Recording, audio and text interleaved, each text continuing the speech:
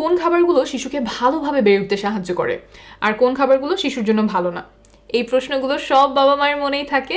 আজকের ভিডিওতে সহজ করে এটা নিয়ে আলোচনা করব। প্রথমেই বলছি শিশুর জন্য কোন খাবারগুলো উপকারী। 4টা বিষয় নিয়ে কথা বলবো।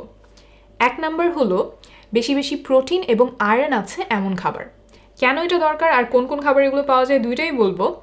কেন খাওয়াবেন? প্রোটিন শিশুর হাত পায়ের মাংস গঠনে সাহায্য করে, আয়রন নতুন রক্ত তৈরিতে সাহায্য করে। শরীরে যদি আয়রনের অভাব হয় তাহলে শিশুর কোনো কিছুতে মনোযোগ দিতে সমস্যা হতে পারে, স্কুলের পড়াশোনায় খারাপ করতে পারে। অর্থাৎ এই দুইটা পুষ্টি উপাদানই শিশুর জন্য খুবই দরকারি। তাহলে এখন আসি কোন কোন খাবার থেকে এগুলো পাওয়া যায়। মাছ, মাংস, ডিম, ডাল, এই খাবারগুলোতে ভালো পরিমাণে প্রোটিন এবং আয়রন আছে।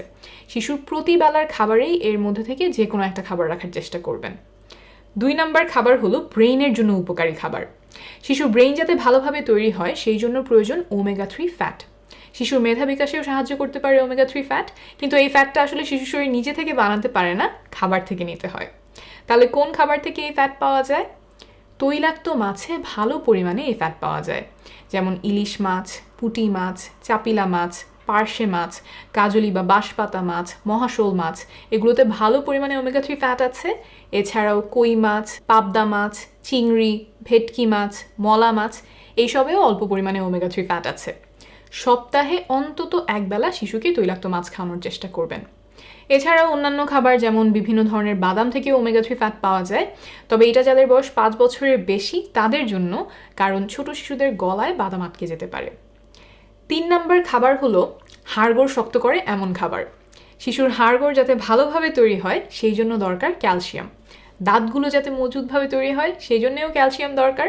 তাহলে চলুন এখন জেনে নিই যে কোন খাবারে বেশি পরিমাণে ক্যালসিয়াম পাওয়া যায়। ক্যালসিয়ামের জন্য আমি প্রথমেই পরামর্শ দিব দুধ খাওয়ানোর। শিশুকে প্রতিদিন অন্তত 1.5 গ্লাসের মতো দুধ খাওয়াবেন। দুধে চিনি দিয়ে খাওয়ানোর অভ্যাস করবেন না, কারণ শিশুর জন্য চিনি আসলে একেবারেই কোনো প্রয়োজন নেই, বরং এতে দাঁত ক্ষয় হয়ে যেতে পারে। তাই চিনি দেওয়া কোনো খাবার শিশুকে না দেওয়ার চেষ্টা করবেন। গুড়, মধু, এগুলোতেও একই ধরনের ক্ষতি হয়, তাই এগুলো এড়িয়ে চলার চেষ্টা করবেন। ক্যালসিয়ামের জন্য শিশুকে দইও খাওয়াতে পারেন, তবে সেই ক্ষেত্রেও মিষ্টি দইটা না দিয়ে টক দই দেওয়ার চেষ্টা করবেন। 4 নাম্বার খাবার হলো নানান ধরনের ফলমূল এবং শাকসবজি। শিশুর চোখ, ত্বক, চুল এবং শরীরের অন্যান্য অংশ সঠিকভাবে বেড়ে ওঠার জন্য অনেক ধরনের ভিটামিন মিনারেল প্রয়োজন। আর এইসব ভিটামিন মিনারেল ভালো পরিমাণে পাওয়া যায় ফলমূল এবং শাকসবজিতে। এক এক ধরনের ফলমূল শাকসবজিতে এক এক ধরনের ভিটামিন মিনারেল থাকে, তাই যত বেশি প্রকারের শাকসবজি ও ফলমূল শিশুকে খাওয়াতে পারবেন শিশু তত ধরনের ভিটামিন মিনারেল পেয়ে যাবে। 6 মাস বয়স থেকেই শিশুকে বিভিন্ন ধরনের, বিভিন্ন রঙের ফলমূল এবং শাকসবজি খাওয়াতে শুরু করবেন। প্রথম হয়তো শিশু 1-2টা ফল বা সবজি পছন্দ করবে, কিন্তু আপনি অল্প অল্প করে অন্যান্য শাকসবজি এবং ফলমূলও দিতে থাকবেন, যাতে আস্তে আস্তে শিশু সেগুলোরও স্বাদ এবং গন্ধ পছন্দ করতে শুরু করে। প্রতিবেলার খাবারেই শিশুর জন্য শাকসবজি এবং ফলমূল রাখার চেষ্টা করবেন, যেগুলো আপনি সহজেই পাবেন, এলাকায় সহজলভ্য, সেগুলো দিয়ে শুরু করতে পারেন। শিশু ভালোভাবে বেড়ে ওঠার জন্য খাবারের পাশাপাশি আরেকটা বিষয় খুব গুরুত্বপূর্ণ, সেটা হলো খেলাধুলা। এটা নিয়ে অল্প করে একটু বলি। খেলাধুলা করলে শিশুর বুদ্ধির বিকাশ হয়, মনোযোগ বাড়ে, স্মৃতিশক্তি বাড়তে পারে, সাথে শারীরিকভাবেও শিশু ভালো মতো বেড়ে ওঠে। কিন্তু আসলে অনেকেই খেলাধুলাকে সময় নষ্ট মনে করেন, কিন্তু সেইটা ভুল ধারণা। কতক্ষণ শিশুর খেলাধুলা করা দরকার? দিনে অন্তত 1 ঘন্টা শিশুকে খেলাধুলা করতে দিতে হবে। আর বয়স যদি 3-4 বছর হয় তাহলে সময়টা আরও বাড়বে, তখন দিনে অন্তত 1.5 ঘন্টা করে খেলাধুলা করার প্রয়োজন। আর এর থেকে বেশি সময় ধরে খেলাধুলা করলে আরও ভালো। এখন আসি কোন খাবারগুলো শিশুর জন্য ভালো না। আমরা অনেকেই চিন্তা করি যে চিপস, চকলেট, লজেন্স, আইসক্রিম, তারপর নুডলস, বিস্কিট, মিষ্টি, বাটার বান, কেক, পেস্ট্রি, দোকানের প্যাকেট জুস, সফট ড্রিঙ্কস, এগুলো হচ্ছে শিশুদের খাবার। কিন্তু এই ধারণাটা আসলে ভুল। শিশুদের ভালোভাবে বেড়ে ওঠার জন্য যেসব ভিটামিন মিনারেল দরকার সেগুলো এইসব খাবারে খুবই অল্প পরিমাণে থাকে।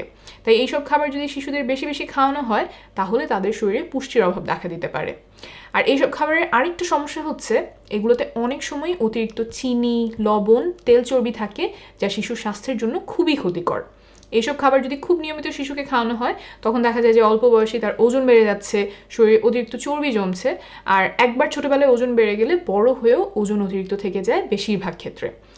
অর্থাৎ এইসব খাবার থেকে শিশু উপকারী কিছু পায় না বললেই চলে, বরং ক্ষতিকর অনেক উপাদান শিশুর শরীরে ঢুকে যায়।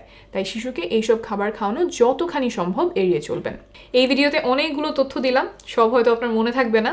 ইন্টারনেটে সহায় হেলথ লিখে সার্চ দিলে এবং গ্রামীণফোনের ইউটিউব চ্যানেলে গেলে এই বিষয়সহ অন্যান্য অনেক বিষয়ে নির্ভরযোগ্য তথ্য পেয়ে যাবেন। আপনার জন্য অনেক শুভকামনা থাকলো।